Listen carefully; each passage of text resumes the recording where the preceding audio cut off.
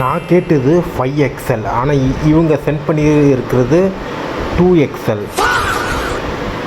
2XL இங்கே என்ன, இதுவும் 2XL தான். இங்கேயும் சைடில் இருக்குமே, இதுவும் 2XL.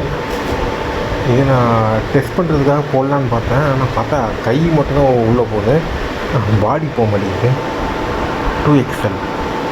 ஸோ நான் கேட்டது வந்து 5XL, ஆனால் இவங்க சென்ட் பண்ணியிருக்கிறது வந்து 2XL. ரொம்ப டிஸப்பாயின்மெண்ட்டாக இருக்குது. ஏன்னா இந்த ட்ரெஸ்ஸு நான் ரொம்ப வெயிட் பண்ணேன். சரி வந்த பிறகு வாக்கிங்லாம் போகலாம் அப்படின்ட்டு பிளான் போட்டேன் வேறு இடத்துல.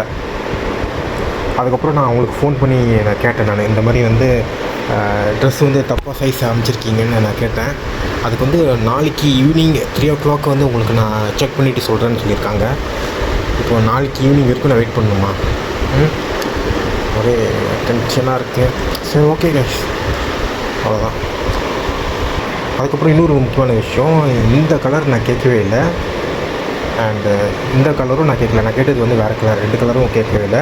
நான் அவங்ககிட்ட கரெக்டாக சொல்லிலாம் இது பண்ணேன், நான் வந்து இந்த கலர் தான் எனக்கு வேணும்ன்ட்டு. அவங்களே என்கிட்ட கேட்டாங்க, உங்களுக்கு என்ன கலர் சாய்ஸில் வேணும்ன்ட்டு அவங்ககிட்ட கேட்டாங்க. நானும் சொன்னேன் எனக்கு இந்தந்த கலர் தான் வேணும்ன்ட்டு அவங்ககிட்ட சொன்னேன். ஆனால் அவங்க எப்படி சொல்கிறது, அவங்ககிட்ட அழகாக அந்த ஒரு ஃபோட்டோலாம் எடிட் பண்ணி அனுப்பிச்சேன். ஆனால் அவங்க அந்த இது சென்ட் பண்ணலை, இது 2 சென்ட் பண்ணியிருக்காங்க. அதுவும் 2XL. நான் கேட்டது 5XL. 2XL எங்கே இருக்குது, 5XL எங்கே இருக்குது?